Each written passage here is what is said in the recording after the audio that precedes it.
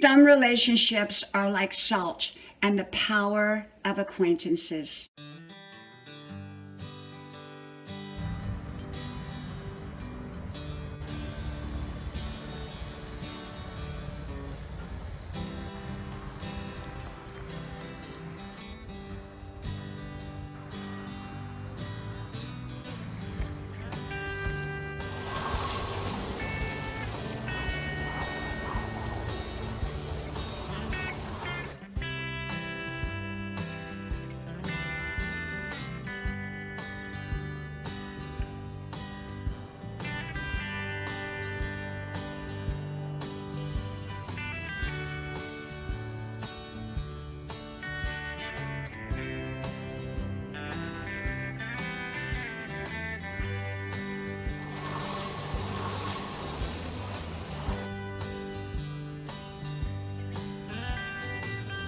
Grandma's porch, a place to relax, a place to enjoy.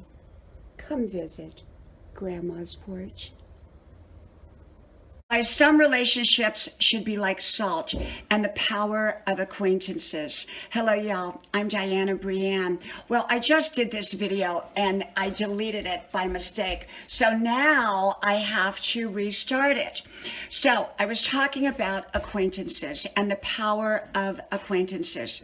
You know, I love having a friendship and I love having friendships. I value my friendships, and yet I also value my acquaintanceships. You know, not everybody who's an acquaintance becomes a friend, and not everybody who's an acquaintance should become a friend. The issue with friendships is often once we become friends with someone, we put unnecessary demands and expectations on them, which may be too heavy for that friendship over time. And sometimes that is the reason why long-term friendships fall apart. Whereas with acquaintanceships, we often don't put those same kind of demands and expectations. You know, I value my acquaintanceships, and I have some wonderful acquaintanceships, and some of them I've had a very long time. Some of them I've had longer than my friendships.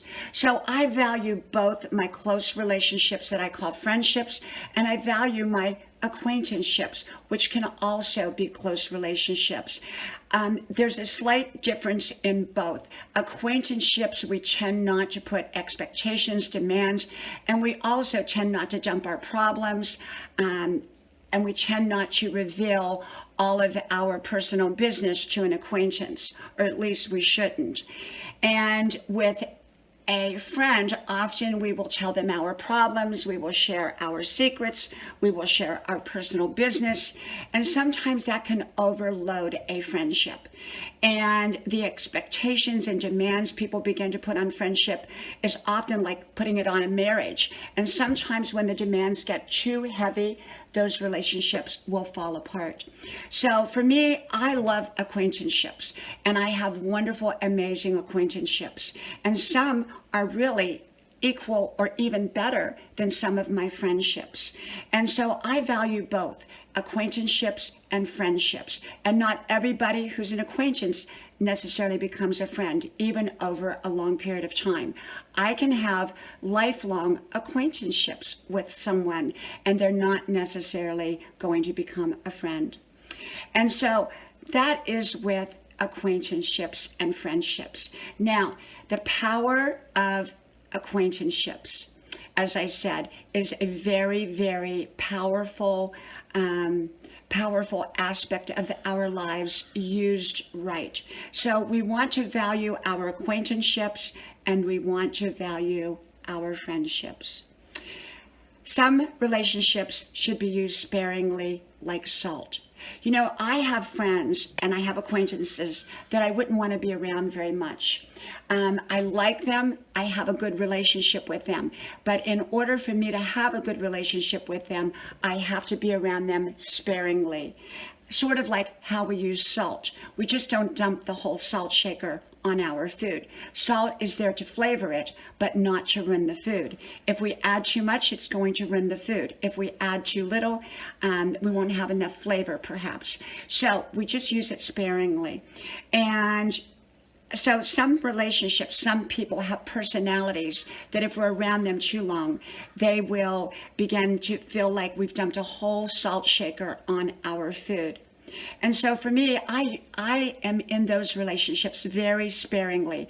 I spend a very small amount of time around that person, and I'm very selective in how I get together with them, and I make sure that I'm watching my watch so that I don't overspend time where we get into complicated conversations or where things don't stay on a good note, because some people are challenging, some people are difficult, and with those people I want to stay on a good note. I want to stay in a good relationship, and so I know when to exit, and I know how much time and how often to get together with them and when not to get together with them. So some relationships should be used sparingly, or should be treated sort of like the salt shaker, sparingly.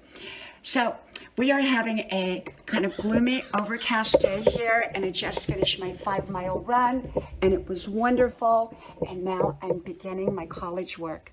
So from my house to yours, may God bless you, and I hope to talk to you soon again. Bye-bye.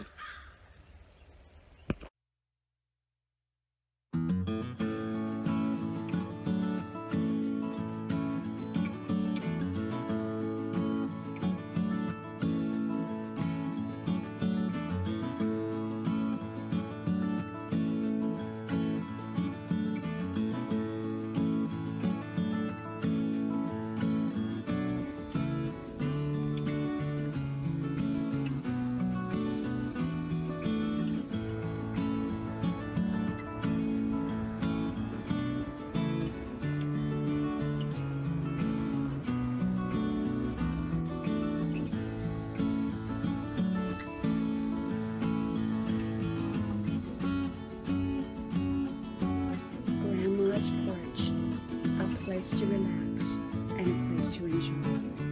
Grandma's porch.